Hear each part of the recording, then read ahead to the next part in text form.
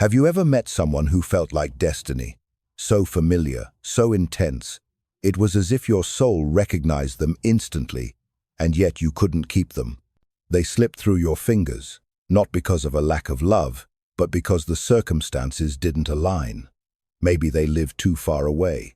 Maybe one of you was already committed to someone else. Maybe they left without warning, and the pain of their absence haunts you more than their presence ever could have comforted you. Carl Jung once said, "The meeting of two personalities is like the contact of two chemical substances. If there is any reaction, both are transformed." The person you met wasn't random. According to Jung, such encounters, especially the ones that end in heartbreak, aren't mistakes, they're messages. And most often, those messages come from the unconscious, from the very depths of your soul. The universe doesn't always give you what you want. It gives you what you need to grow. You were meant to meet them, but you were never meant to keep them, because they weren't a destination. They were a mirror. Jung believed that we are drawn to people who embody something we have lost or never developed within ourselves. They represent an inner wound, a missing piece, or an unintegrated part of our psyche. That's why the connection feels magnetic, because it's not just about them, it's about what they awaken in you. Think about it. What part of yourself came alive in their presence? Did you feel freer, more seen, more romantic, adventurous, or bold than usual? Did they make you feel like you could finally be your truest self? That wasn't an illusion. That was real. But it wasn't the person who gave you that feeling. It was your soul's memory of what you're capable of. They simply lit the flame. And then they left. Or you left. Or life came between you. And now the space they once filled is echoing with questions. Why now? Why like this? Why couldn't we make it work? They came not to stay, but to open a door within you, a door you might never have found on your own. We think the tragedy is losing them, but the real tragedy would be missing the message they carried. Some people come into your life as a test, others as a lesson, and a rare few like this person come as a mirror, not to complete you, but to reflect you, to show you the dormant power, the forgotten beauty, and the inner child you buried to survive in this world. You didn't imagine it. That connection was real. But not every real connection is meant to last. And not every ending is a failure. Some endings are beginnings disguised as heartbreak.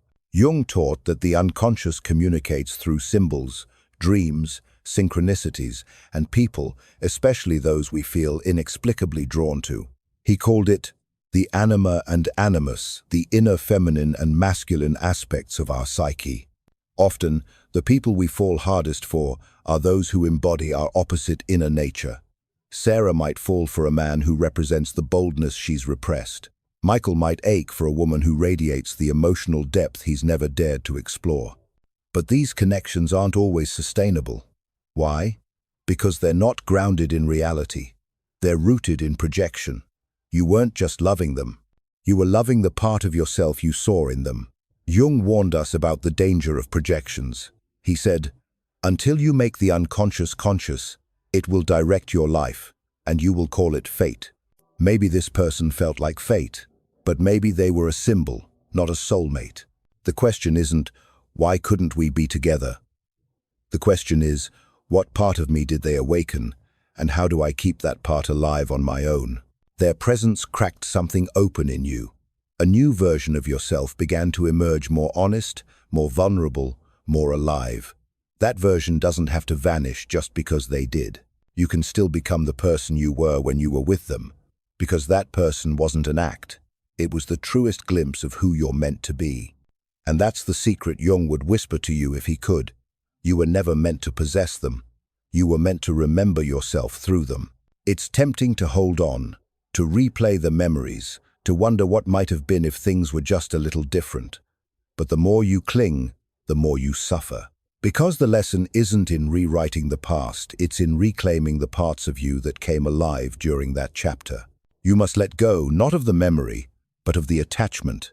Let go of the idea that they were the only way to access that joy, that light, that depth of emotion. They weren't the source, they were the trigger. The source is within you. And now the work begins. Not to find them again, but to find yourself again, without them. There's a kind of grief no one talks about. It's not the grief of losing someone you loved for years. It's the grief of losing someone you almost had, someone who felt like everything you'd been waiting for, only to vanish before the story could unfold. Jung understood this kind of pain better than most. He believed that when something or someone comes into your life and shakes your foundation, it's not chaos. It's a transformation in disguise. That overwhelming emotional reaction, that sense that this person was more than just a passing figure, that wasn't foolishness. That was your unconscious speaking. This wasn't about them. It was about the part of you that recognized them. That recognition you felt. That spark that made your heart ache. It wasn't just chemistry or timing. It was a collision between your conscious self and your unconscious desires. Jung called this the transcendent function.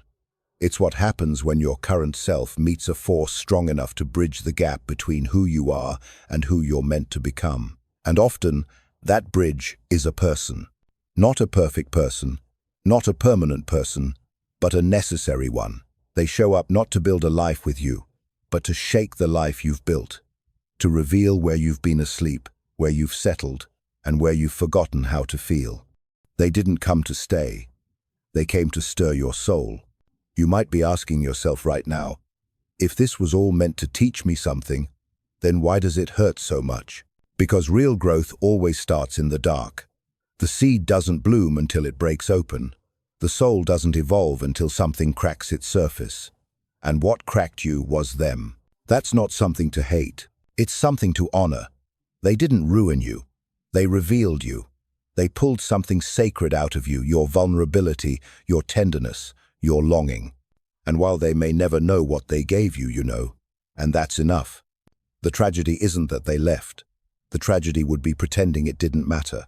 Jung once wrote, "People will do anything, no matter how absurd, to avoid facing their soul. But this is your moment to face it. Don't numb it. Don't run from it. Don't shove it back into the unconscious. Sit with it. Mourn what could have been. Then ask yourself, what did I feel with them that I haven't felt in years? Was it aliveness? Honesty? The feeling of being fully seen? Good. Now, don't let that die with the memory. That version of you still exists. You don't need them to access it again, but you do need to stop pretending they meant nothing. We live in a world that tells us to move on, to get over it, to be rational. But love, especially love that never fully formed, isn't rational. It's symbolic. It's archetypal. It's the language of the soul. And the soul doesn't work on timelines. It works on meaning. So stop asking how long it'll take to forget them. Ask instead, what did they awaken in me, and how do I keep it alive? Because Jung knew that the people who impact us the most aren't the ones we marry or raise children with. They're the ones who touch our unconscious and trigger our transformation. The ones who arrive like lightning, light up everything, and disappear before we're ready. And that's why it hurts. Not because they were the one, but because they reminded you of the one you were meant to become. They weren't your forever. They were your turning point. You don't need to erase the memory to move forward. You need to understand it. And when you do, when you stop seeing them as a mistake or a missed chance and start seeing them as a messenger, then the pain begins to soften. The grief becomes gratitude. The longing becomes fuel. And your story, your real story, can finally begin. Because the person you were with them is the person you were always meant to be. They just helped you remember. And now that you remember, you don't need to chase them. You need to become that version of yourself fully on your own, without apology. They were the catalyst, but you are the transformation. Jung often said, we do not become enlightened by imagining figures of light, but by making the darkness conscious. This is the darkness, the ache of almost love, the hollow silence after emotional thunder, and the bravery it takes to walk through it instead of away from it. That's the beginning of true consciousness. You were never meant to bypass this pain. You were meant to pass through it. Because this kind of heartbreak has a unique purpose, it forces you to confront the parts of yourself you've abandoned. Would you be feeling this deeply right now if this person hadn't shown up? Would you have realized how deeply you crave connection, not just surface comfort? They were a mirror, not a mistake. You projected onto them all the things you wished for: emotional safety, spiritual recognition, and deep belonging. But what you must see now is that those qualities exist within you. They always have. They were just dormant, waiting for something powerful enough to awaken them. And that's why this hurts so much, because in losing them, you feel like you're losing that version of yourself. But the truth Jung would want you to remember is this: the version of you they brought out doesn't have to disappear with them. It can stay. It must stay. Because that is the gift. That is the reason they entered your life. They were a fire starter, a symbol, a divine interruption. And now the fire is yours to tend. You don't have to close your heart to protect yourself. You have to expand it to let this experience deepen you, not harden you. To become the kind of person who no longer needs someone to awaken their soul because you've learned how to do it yourself. And when you do, you become powerful. Not in a loud or arrogant way, but in that quiet, rooted way that only people who have suffered and integrated that suffering can understand. You carry their memory like a lantern, not a weight. You stop searching for closure in their actions or words and start writing your ending. You stop waiting for someone to rescue you from loneliness and start embracing solitude as a sacred space. You stop asking, "Why did they leave?" and start asking, "What did I find when they arrived?" And what you'll find is this: you didn't lose them. You found you, the person who dreams, the person who feels, the person who dares to love deeply even when there are no guarantees. That's the real story here.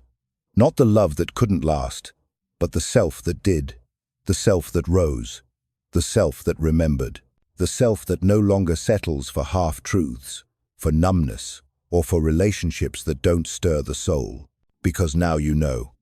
You know what it feels like to come alive, and no one can take that from you. So if they were the storm, you are the sea that learned to move with it. If they were the fire, you are the flame that continues to burn. If they were the chapter, you are the book that keeps writing itself page by page, with more clarity, more strength, and more truth. Jung didn't believe in coincidences. He believed in synchronicity, in soul patterns, and in the strange divine timing of people who cross your path not to stay, but to shake you awake. And now you are awake. You are not who you were before them, and you never will be again. That is your power. That is your healing. That is the reason the universe brought you someone you couldn't keep.